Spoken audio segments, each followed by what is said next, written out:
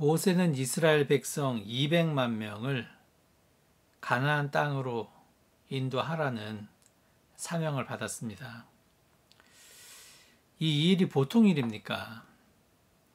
한 가족을 건사하는 것도 힘든데 200만 명을 인도하는 일은요, 정말로 힘들고 어려운 일입니다.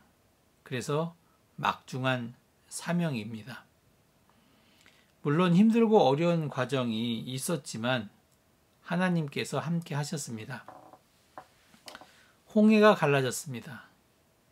반석에서 물이 나왔습니다. 기도하면 전쟁에서 승리하였습니다. 200만 명을 먹이는 일이 보통 일이 아닌데 하나님은 만나를 보내주셔서 그 문제까지 해결하셨습니다.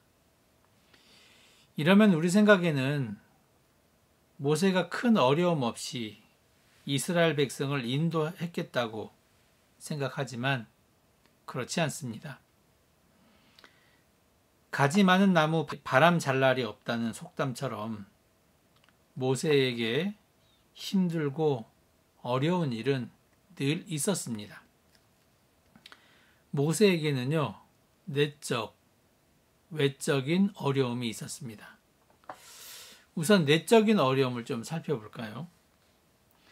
모세의 성격을 보면 매우 소심한 것으로 보여집니다. 왜냐하면 하나님께서 모세에게 나타나셔서 애굽으로 가라 하셨을 때의 반응을 보면 그렇습니다. 하나님께서 여러 기적을 보여주셨음에도 불구하고 모세는 이 핑계 저 핑계를 대면서 가지 않겠다고 버티는 것을 볼 수 있습니다.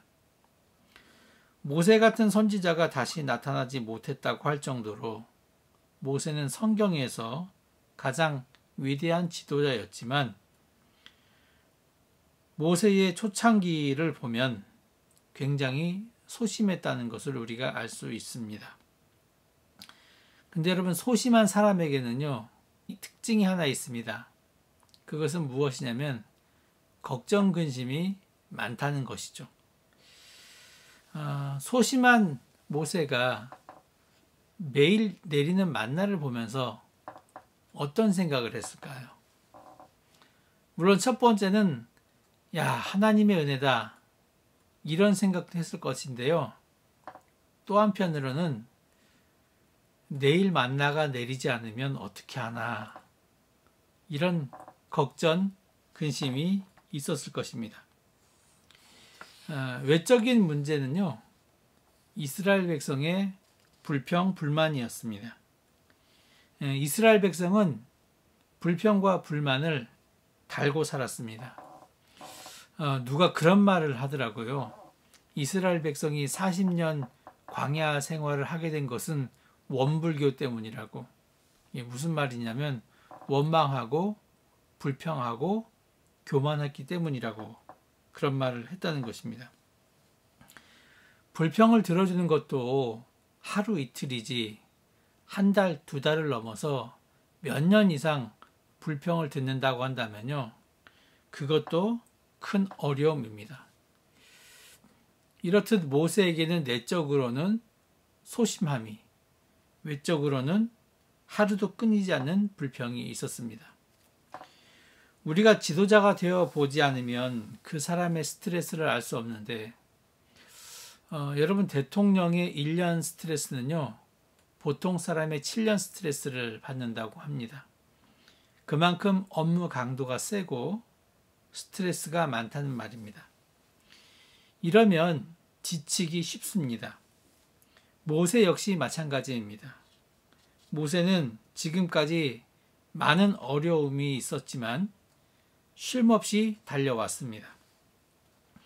모세는 준비가 제대로 되지 않은 상태에서 애굽으로 갔고 또 여러 가지 기적을 일으키며 바로와 계속해서 싸움을 벌였습니다.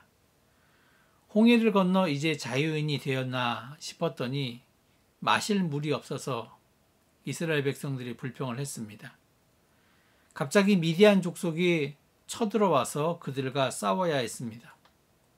그리고 시내산에서 십계명과 율법을 받으면서 이제 한숨을 돌리는가 싶었는데 역시나 이스라엘 백성은 모세를 실망시키지 않습니다. 모세가 하나님의 율법을 받기 위해서 산으로 올라가 있는 동안에 이스라엘 백성은 금송아지 우상을 만들었습니다. 이렇게 이스라엘 백성은 한순간도 안심할 수 없는 백성이었습니다. 이러니 많은 스트레스 속에서 살아갈 수밖에 없는 모세였습니다. 오늘 말씀 10절에서 이스라엘 백성의 온 종족들이 각기 자기 장막 문에서 우는 것을 모세가 들었다. 그렇게 말씀하고 있습니다. 온 종족들이 각기라고 말씀하고 있는데요.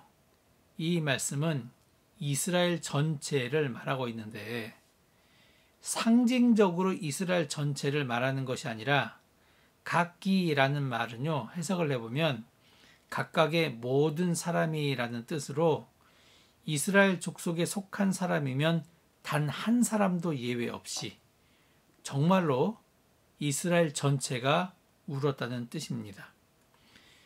이유는 4절부터 6절에 나와 있는데 이렇게 이야기합니다.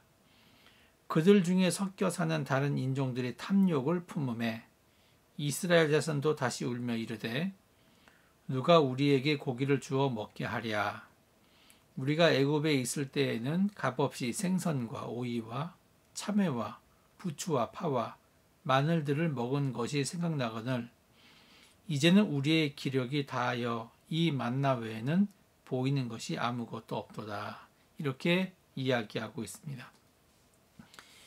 이스라엘 백성은 매일 만나만 먹어서 몰릴 대로 물렸으니 이제는 고기를 달라는 이야기입니다. 그런데 정말로 그들이 고기를 먹지 못해서 울었을까요? 여러분 그렇지 않습니다. 출애굽기 12장 38절에 보면요. 이스라엘 백성이 애굽에서 나올 때 양과 소와 심이 많은 가축이 함께 했다. 이렇게 이야기하고 있습니다. 즉 이 말은 이스라엘 백성이 배불리 먹을 정도는 아니었을지라도 최소한 그들이 고기는 먹을 수 있었다는 말입니다. 그들이 겉으로는 고기를 먹고 싶다고 말하지만 실상은 고기를 먹고 싶다는 욕구보다는 애굽에서의 생활을 더 그리워하고 있다는 증거입니다. 지금 이스라엘 백성은 하나님과 모세를 믿지 못하고 있습니다. 그들은 불확실한 미래에 대한 두려움 때문에 과거 생활을 동경하며 다시 그 생활로 돌아가고 싶어하는 불신앙이 더 컸습니다. 그래서 그들의 울음은 단순한 것이 아닙니다. 이것은 명백한 모세에 대한 반역 행위입니다. 이것을 모세가 모를 리가 없습니다. 이 울음소리를 들은 하나님이 진노하셨고 그리고 모세 역시 기뻐하지 않습니다. 10절 하반절에서 모세도 기뻐하지 않는다 그렇게 이야기하고 있는데요. 이 말은 모세도 하나님과 같은 심정으로 이스라엘 백성의 행동을 악하게 여겨 마음이 편하지 않았다는 뜻입니다. 이제까지는 잘 버텨왔는데 지금 모세는 백성의 불신앙과 원망으로 인해서 지치게 되었습니다. 우리가 읽은 말씀 11절부터 보면 모세의 그 마음이 잘 나와 있습니다. 11절부터 15절까지 말씀을 다시 한번 보겠습니다. 모세가 여호와께 여짜오되 어찌하여 주께서 종을 괴롭게 하시나이까? 어찌하여 내게 주의 목전에서 은혜를 입게 아니하시고 이 모든 백성을 내게 맡기사 내가 그 짐을 지게 하시나이까? 이 모든 백성을 내가 배었나이까? 내가 그들을 낳았나이까? 어찌하여 주께서 내게 양육하는 아버지가 젖먹는 아이를 품듯 그들을 품에 품고 주께서 그들의 열조에게 맹세하신 땅으로 가라 하시나이까? 이 모든 백성에게 줄 고기를 내가 어디서 얻으리이까? 그들이 나를 향하여 울며 이르되 우리에게 고기를 주어 먹게 하라 하온즉 책임이 심히 중하여 나 혼자는 이 모든 백성을 감당할 수 없나이다. 주께서 내게 이같이 행하실진대 구하옵나니 내게 은혜를 베푸사 즉시 나를 죽여 내가 고난당함을 내가 보지 않게 하옵소서. 모세의 탄식을 들어보시기 바랍니다. 주께서 종을 괴롭게 하시나이까? 책임이 심히 중하여 나 혼자는 이 모든 백성을 감당할 수 없나이다. 즉시 나를 죽여 내가 고난당함을 내가 보지 않게 하소서. 우리가 가끔 입에서 죽겠다 죽겠다 이런 말을 하지만 진짜 죽고 싶다는 뜻이 아닙니다. 하지만 지치고 힘든 상황에서 죽고 싶다는 말은요, 정말로 극단적인 선택을 하겠다는 말입니다. 그만큼 모세는 힘들다는 것입니다. 처음 소명을 받아 바로 앞에 나설 때 이외에는 결코 한 번도 흔들림 없이 하나님만을 의지하고 백성들을 강하게 이끌어오던 모세가 오늘 말씀에서 처음으로 지친 모습을 보이고 있습니다. 사람이 지치는 원인은 두 가지로 정리할 수 있는데요. 하나는 최선을 다했지만 아무것도 변한 것이 없을 때입니다. 모세는 지금까지 최선을 다했습니다. 사람들이 할 수 없는 일을 했고요. 또 지금도 하고 있습니다. 이 정도면 이스라엘 백성이 하나님을 인정하고 모세의 지도력을 따라야 했습니다. 하지만 아직도 이스라엘 백성은 그렇지 못합니다. 앞으로 빛나는 미래가 기다리고 있지만 이스라엘 백성은 그 미래를 확신하지 못하고 오히려 과거의 굴욕적인 삶을 동경하고 있습니다. 모세는 자신이 할 수 있는 최선의 삶을 살았지만 아무것도 달라진 것이 없습니다. 비록 어제 승리를 한 것 같지만요, 잠시 머물다 사라진 신기루 같은 것이었습니다. 이제 더 이상 어찌할 수가 없습니다. 모세가 지친 원인 또 하나는요, 나 혼자라는 생각입니다. 오늘 말씀을 읽어보면 모세는 나 혼자라는 생각이 강하게 들고 있다는 것을 우리가 알 수 있습니다. 내가 그 짐을 지게 하신나이까?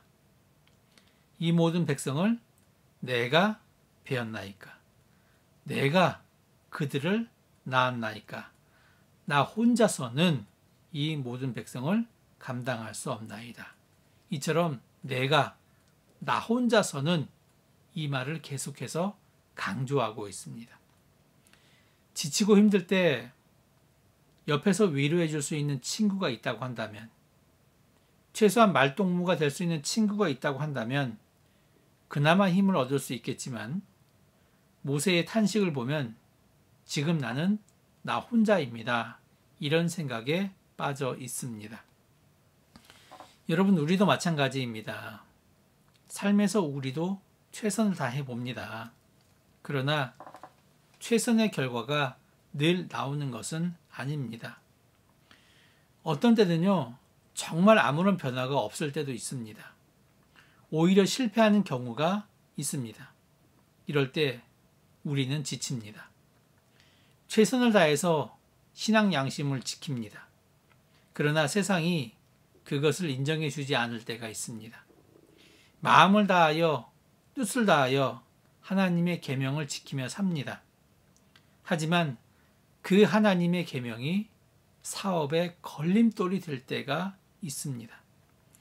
때로는 흔들리는 마음을 다 잡아서 믿음을 지키며 일합니다. 그러나 그 믿음이 실적을 높여주지 않습니다. 신앙 양심을 가지고 일을 하는데 사람들은 그 신앙 양심을 이용하고요. 뒤에서는 우리를 비웃습니다. 하나님의 마음으로 정의를 외칩니다. 하지만 듣는 사람이 없습니다. 진정으로 말씀을 전합니다. 그러나 변화되는 사람이 없습니다. 최선을 다해서 신앙 양심을 지키고 하나님의 계명을 따르고 믿음을 지키며 사는 사람이 나밖에 없는 것 같습니다. 여러분, 이럴 때 우리는 지칠 수밖에 없습니다. 지금 우리의 환경 또한 우리를 지치게 하는 요소 중에 하나입니다. 지금 우리의 삶을 돌아보겠습니다. 팬데믹 시대가 계속되고 있습니다. 바이러스 하나가 이 정도로 우리의 삶에 큰 영향을 끼칠 줄은 아무도 몰랐습니다. 이 바이러스 하나 때문에 무엇을 할 수 없습니다. 정상적인 삶을 살 수 없습니다. 여러분, 이것이 참 우리를 힘들게 합니다. 이민의 삶을 살고 있는 우리 역시 힘들고 지친 것은 마찬가지입니다. 여러분, 이민의 삶이 얼마나 외롭습니까? 터놓고 말할 수 있는 친구가 있거나 나를 전적으로 믿어주고 반겨주는 공동체가 있다고 한다면 거기가 나의 해방구가 될 수 있는데 여러분, 우리의 삶은 그렇지 못합니다. 또한 이민의 삶은 자신의 능력을 제대로 발휘하지 못하는 경우가 많습니다. 한국에서 배운 지식과 경험으로 보면 이곳에서도 사회 지도층이 되어야 하는데 말이 통하지 않고 인맥이 없다 보니까 주변인으로서의 삶을 살아갈 수밖에 없는 형편입니다. 사람이 자신의 능력을 발휘하고 싶은데 발휘하지 못하는 것도 사람을 지치게 만드는 것 중에 하나입니다. 사람에게는 다른 사람으로부터 인정받고 싶어하는 욕구가 있습니다. 그런데 그런 욕구를 채우지 못하니 사람들이 지치고 힘든 삶을 살아갈 수밖에 없습니다. 제가 몇 주 전에 우연히 한국 가요 한 곡을 듣게 되었습니다. 아시는 분도 있겠지만 가수 김보경 씨가 부른 노래인데요. 제목이 혼자라고 생각 말기라는 곡입니다. 가사가 이렇습니다. 지치지 않기, 포기하지 않기, 어떤 힘든 일에도 늘 이기기. 너무 힘들 땐, 너무 지칠 땐 내가 너의 뒤에서 나의 등을 내줄게. 언제라도 너의 짐을 내려놓아도 된다고. 혼자라고 생각 말기, 힘들다고 울지 말기. 너와 나 우리는 알잖아. 내가 나의 등에 기대어 세상에서 버틴다면 넌 내게 멋진 꿈을 준 거야. 제가 이 노래를 들으면서요, 이 곡은 가요가 아니라 교회에서 부르는 찬양 같다라는 느낌이 들었습니다. 가사 내용이 지치지 말고 포기하지 말아라. 내가 힘들 때 나의 등에서 기대어라. 네가 잘 버티고 힘든다면 그건 나의 꿈이 이루어지는 것이다. 여러분, 이런 가사 있지 않습니까? 이 노래에서 말하는 나의 등이 저에게는요, 예수의 모습으로 다가왔습니다. 신앙인이 힘들고 외로울 때, 내가 혼자라고 생각할 때 주님은 이 노래와 똑같이 말씀하십니다. 지치지 말아라. 포기하지 말아라. 갈멜산에서 바알과 아세라 선지자 850명과 싸운 후 번아웃이 된 엘리야에게 하나님은 찾아오셔서 그를 위로하시고 먹이시고 힘을 주셨습니다. 예수께서 자신을 배신한 베드로를 찾아가셔서요. 밥을 먹이면서 새로운 사명을 주셨습니다. 여러분 마찬가지입니다. 주님은 우리와 늘 함께 하시고 우리를 불꽃 같은 눈동자로 지켜보고 있습니다. 마태복음 11장 28절에서 예수께서 이렇게 말씀하십니다. 수고하고 무거운 짐진 자들아 다 내게로 오라. 내가 너희를 쉬게 하리라. 이 말씀에서 수고하고 이 헬라어는요. 코피온테스인데 육체적으로 고나고 지치다. 감정적으로 용기를 잃고 낙담하다라는 뜻을 가지고 있습니다. 특히나 이 코피온테스가 헬라어 문법으로 보면요. 분사형인데요. 여러분 분사형은 헬라어에서 현재 진행의 의미를 가지고 있습니다. 그래서 딱 한 번 낙담하거나 지친 것이 아니라 지금까지 계속 지치고 낙담 중에 있는 사람들이라는 뜻입니다. 그리고 짐진 자들의 헬라어는 페포로티스메노인데요. 이 뜻은 남에게 어떤 짐을 지우다입니다. 우리가 어떤 짐을 지고 있습니까?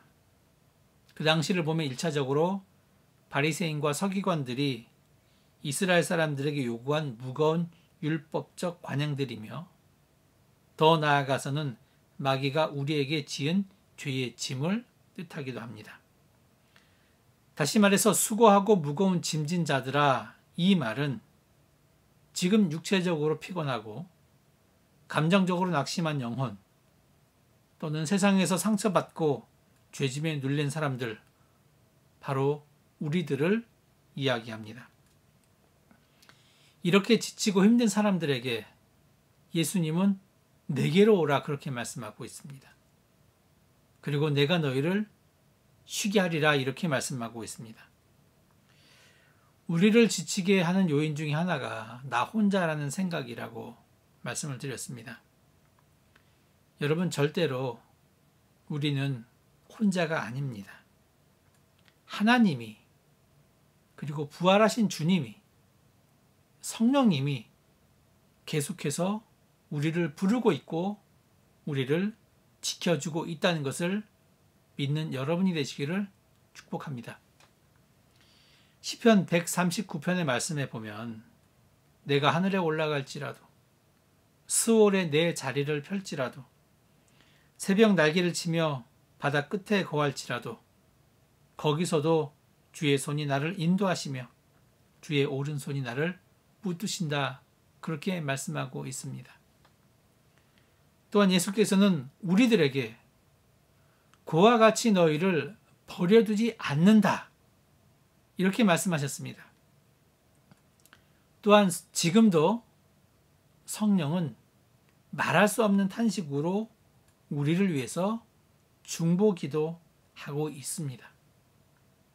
여러분 혼자인 것 같지만 내가 지치고 힘들어서 쓰러져 있는 것 같지만 엘리야처럼 낙심하여서 또 오늘 말씀에 나눈 모세처럼 죽기를 바라고 있는 심정이지만 그러나 우리는 절대로 혼자가 아닙니다. 하나님이 함께 하시고 예수님이 지켜보시고 성령님이 우리를 위해서 중보하고 있습니다. 여러분 이것을 믿을 때에 우리는 지치지 않고 포기하지 않습니다. 또한 우리가 지치지 않기 위해서는요. 신앙생활이 반드시 필요합니다. 신앙 공동체의 중요성을 모르는 분들이 있습니다. 사람은 사회적 동물이라는 말처럼 혼자서는 살아갈 수 없습니다. 사람이 아무리 정직하고 또 정결하게 산다고 해도 혼자 사는 삶에는요. 한계가 있을 수밖에 없습니다. 왜냐하면 사람은 불완전한 존재이기 때문입니다. 이런 인간의 불완전함을 메꿔주는 것이 바로 공동체 생활입니다.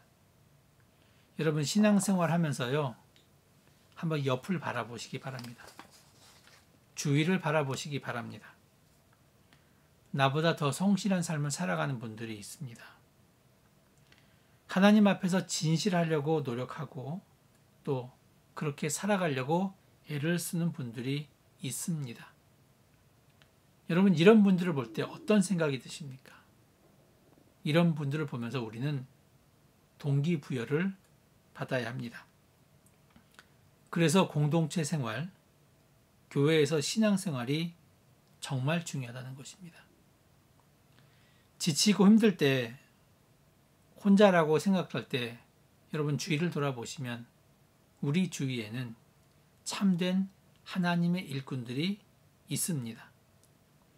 뿐만 아니라 성령께서 나를 위해 간구하듯이 지친 나를 위해서 기도하는 사람들이 있습니다.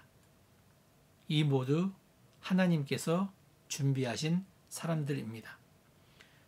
나보다 더 훌륭하게 헌신하는 사람들입니다. 나보다 더 겸손하게 순종하는 사람들, 정말로 천사들 같은 사람들이 우리 곁에 있습니다.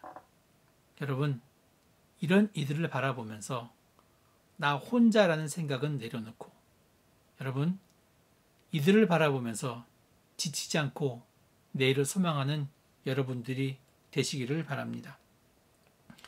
아무리 노력해도 달라지는 것이 없어서 지쳐 있습니까? 나 혼자만 헌신하고 나 혼자만 바보처럼 겸손하게 순종하는 것 같아서 지쳐 있지는 않습니까? 물론 사람이기에 그럴 수 있습니다. 하지만 우리가 분명히 알아야 하는 것은 하나님의 일은 내가 하는 것이 아니라 하나님께서 하신다는 것입니다. 지난주에 말씀드린 것처럼 내 역할 그리고 하나님의 역할 구분되어 있습니다. 최선을 다해서 내 일을 했지만 달라지는 것이 없어 혼자라고 느껴질 때 우리가 간절히 부르짖으면 하나님께서 나서십니다. 오늘 말씀 이유를 보면 하나님께서 모세의 부르짖음을 듣고요 나서시는데 70명의 장로를 세우라 그렇게 말씀하고요. 그리고 메추라기를 보내주셨습니다. 우리가 할 일은 내가 할 수 있는 범위 내에서 최선을 다하고요. 그래도 안 된다. 여러분, 그러면 오늘 탄식하는, 간구하는 모세처럼 하나님께 모든 것을 맡기는 것입니다. 여러분, 그런 영혼을 하나님께서 부르고 있고 예수님께서는 그런 영혼들에게 우리 가운데 와라. 내가 너희를 쉬게 하리라. 그동안 고생했다. 이제 쉬어. 앞으로는 내가 이 일을 맡을게. 라고 그렇게 말씀하고 있다는 것입니다. 그래서 하나님께 모든 것을 맡기면요. 지친 영혼에게 쉼을 주고요. 그리고 하나님께서 그 다음의 일을 맡아서 하십니다. 때로 우리의 노력이 물거품이 되는 것처럼 보일 수 있습니다. 나 혼자 남았다고 생각될 수 있습니다. 하지만 여러분, 그렇지 않습니다. 하나님께서 함께 하시기에 우리는 이겨낼 수 있습니다. 절대로 좌절하지 마시고 지치지 마시고 혼자라고 생각하지 마십시오. 우리 주위에 신앙의 길을 함께 걷는 성도들이 많이 있습니다. 주님이 있습니다. 하나님이 도우십니다. 여러분, 2021년을 시작하면서 환경적인 요소가 우리를 힘들게 하고 지치게 합니다.